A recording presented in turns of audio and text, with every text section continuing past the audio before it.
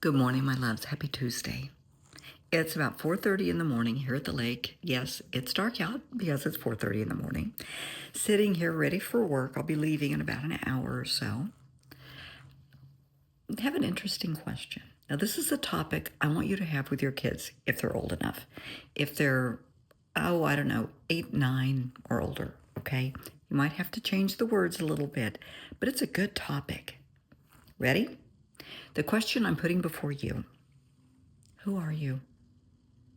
Are you the person you want to be? Are you your authentic self? Everybody says, I'm not changing for anybody. Okay, that's up to you. But who are you that you're not going to change? Are you a kind, loving, nurturing person? And that's just who you are. That's who I am. I mean, people that know me have known me for 60 years. No, this is Brenda. I can put the rest of my suit on and go to work and be very professional, but I'm still me. I'm still going to do anything I can to help people, to listen to them, to let them feel heard and valued, and to lift them up. Same person as when I come home and put on jeans and a t-shirt. It's still me. And I'm not going to compromise that.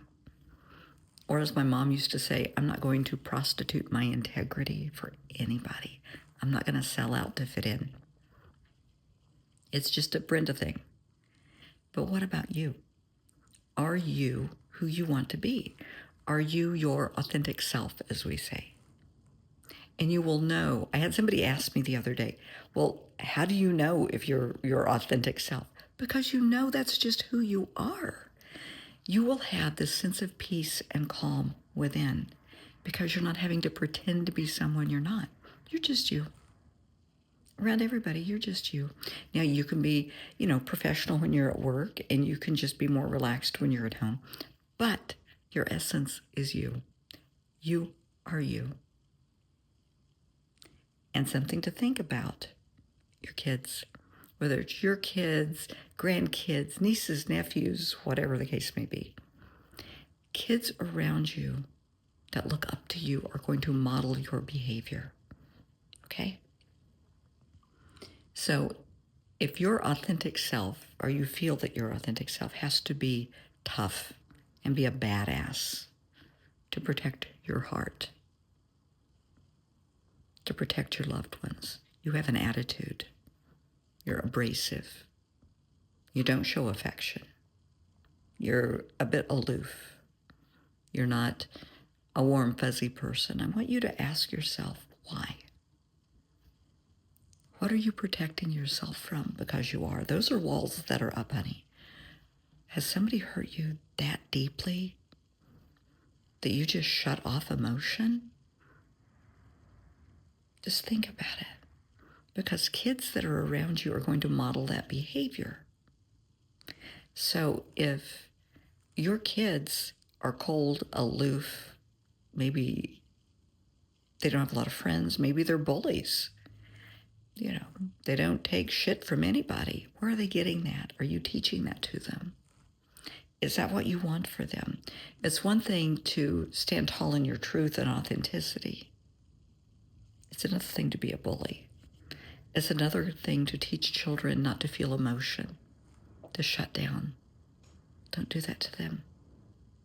Emotions are there to help us heal, to help us feel joy and love and laughter.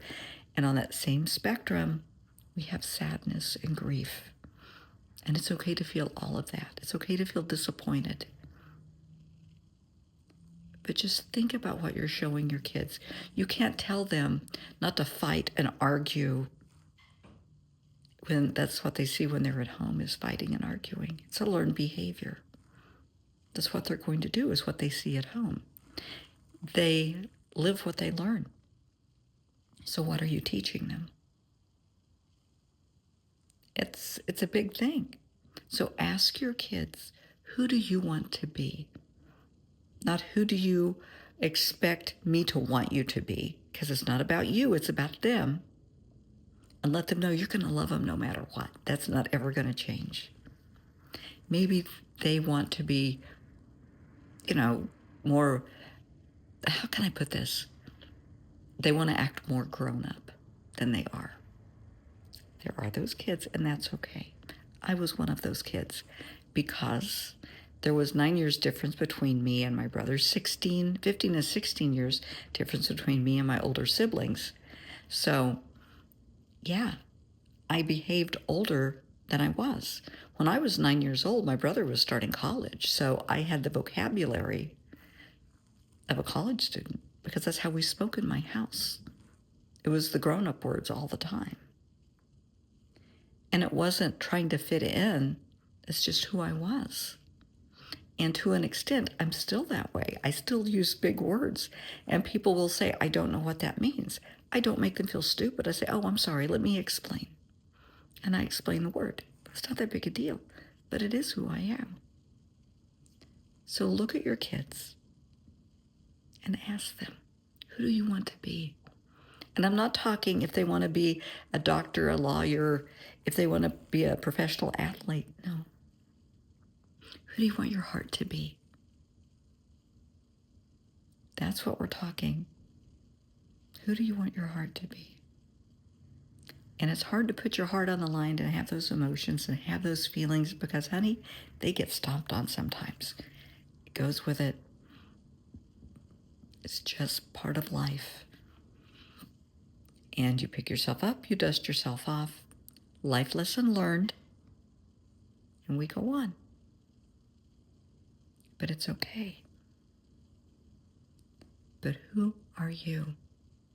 Are you your authentic self? Are you or your kids trying to fit in?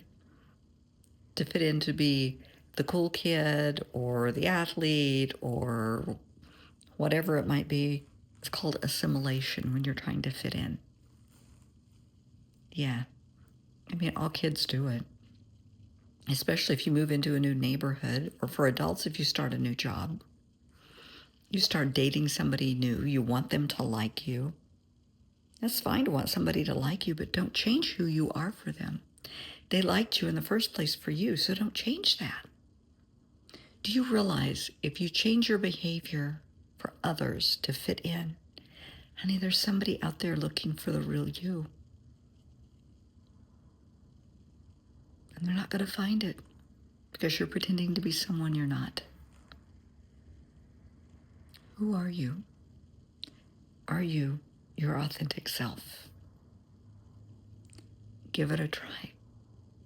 The sense of calm and inner peace that you will feel when you're just you is amazing.